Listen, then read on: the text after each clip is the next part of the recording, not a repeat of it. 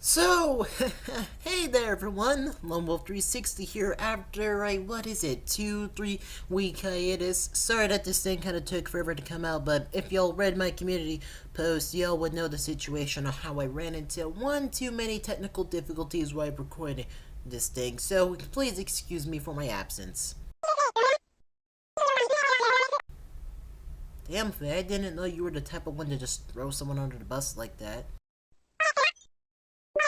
Well, fine, okay, in my defense, it only occurred to me that during my first 2 weeks of playing, I was just taking a bunch of screenshots obsessively instead of just recording footage. So here I am, like a week later, just making up for that by recording some more footage for plenty of background stuff to just put in the background and just making it for past dues. You happy now? Well, now that that's all done and over with, how about we get back into the review? Now, if I was going to describe Armored Core in a nutshell, this game honestly took me by surprise in many ways. Because as a mecha fan, this thing feels like my dream come true. You got cool customization to where you could create your own mech, which is something which you don't really find nowadays. And on top of that, there's a whole thing about the gameplay feeling like it's ripped straight out of a mecha anime with how the mechs slide around and do cool shit all the time. But then at the same time, it was the fact that it was a From Software game that surprised me the most regarding its difficulty. And I'll elaborate on this later, but coming from a complete newbie, I was expecting to get my ass beat, which sure, at certain points in the game did happen, but coming back to certain bosses, there was times where I was just surprised about how easily I stomped them once I realized about how I just recognized their enemy patterns and everything. So how about we start talking about the gameplay.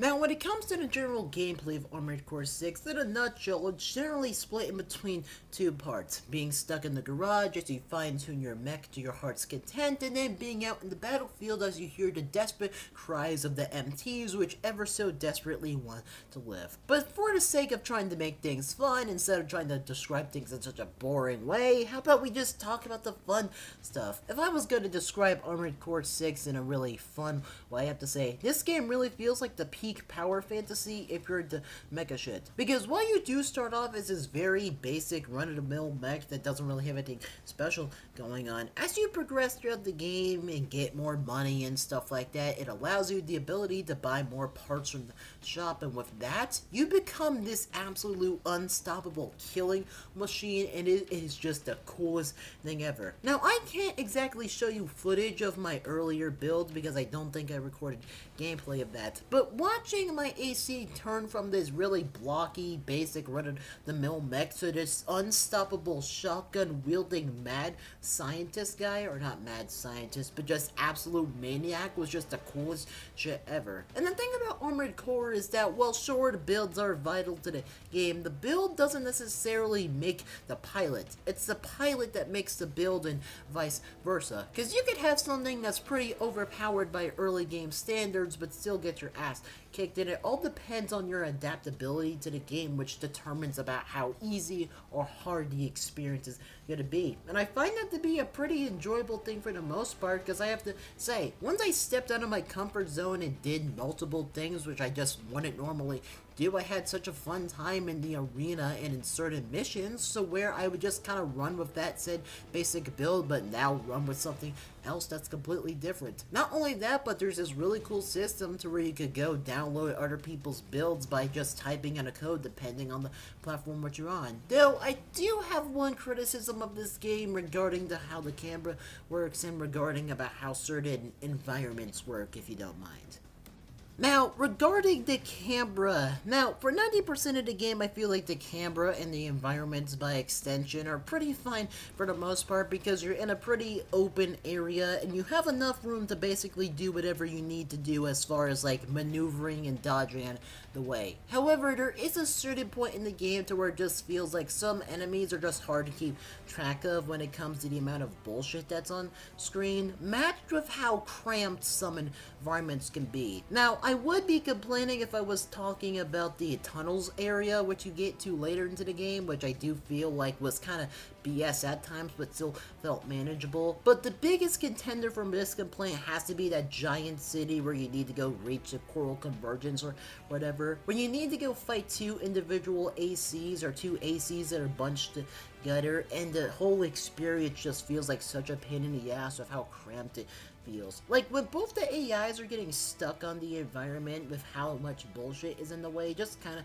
feels unfair. And when it comes to the boss after those two, it's just like, man, it's kind of hard to keep track when this guy just keeps running circles around me, and when it comes to the amount of red stuff on the screen. And it doesn't really get better with one of the final bosses which you need to fight, which gets even worse when it comes to the amount of red stuff which is on screen, which kind of makes it hard to generally track. But now that I'm done talking about that, how about I move on into the environment and story? Now, I'm not gonna lie, like many folks, at first glance, I didn't really necessarily care about Rubicon when it came to me playing this game, because for the most part, I was way more worried about the stuff that was in front of me instead of the stuff that was surrounding me when it came to the time. However, as I was replaying this game and as I started, continuing the game, there were certain background details which just took a big interest in me when it came to the overall scaling of this world and what Rubicon represents. You know those old advertisements that you see from time to time where it's like, this is the consequence if we don't stop the industrial machine? Well, Rubicon generally feels like the consequence of that, as 90% of the time you're always surrounded by ruins of what used to be civilization, and are always surrounded by these larger than life structures, which are buildings which people supposedly work in, or just these larger than life machines which are just always out in the distance, or sometimes stuff that you climb. One of my favorite moments in this game has to be that time where you're trying to get this certain rail cannon which is on the other side of the planet or something, but then at the same time this rail cannon is surrounded by this large industrial structure which we don't really know the purpose of, but at the same time is just really big. And while it is very easy to criticize the scaling of the mechs and say that they kind of seem like toys, at the same time I do find it to be a pretty interesting angle that giant robots being in a world like this, to where giant industrial machines are so common, meaning that they could just get so easily lost in translation, is kind of cool. But now that I'm done gushing over that, how about I talk about the story and then just give my final thoughts on the game. Now, when it comes to the general story of this game, just like many things, it honestly surprised me. Because sure, while I was expecting a mech game, I've never really played an Armored Core game to really get a good grasp of what it was. Especially in past games when, to my knowledge, it's apparently based off of things like going in your email and then reading what people have to say if you match with dialogue that you hear along the way. However, just like Ace Combat, a lot of it is given to you via exposition and then having to go read combat logs. And I gotta say, it's oddly entertaining. I have to say, if you're one of those people that really enjoyed Ace Combat's storytelling when it came to the overdramatic dialogue and the way about how certain characters act, you're in for a good time. That is, unless you're one of those people that doesn't enjoy fun and just mutes the voices and claims that the game doesn't have a story. But overall, how would I grade Armored Core 6, or how would I recommend Armored Core 6? Well, I do have two opinions. As a mecha fan, it feels like my dream game. You got good customization, fun movement, fun gameplay, and pretty much a good majority of things that you could ask for outside of parts that feel like they would be really good additions to the shop or something. And then at the same time, there's also the perspective of someone that probably doesn't like giant robots, in which I just gotta say, well, yes, this game is hard. It definitely will beat your ass over and over and over. However, if you're the type of person that could just adapt to what the game throws at you, and if you find the build that perfectly suits you, I feel like you're in for a good time. So, that's all I had to say, folks. I'm Lowell360, sorry for the long delay once again, and I'll see y'all in another video coming soon. Later, folks.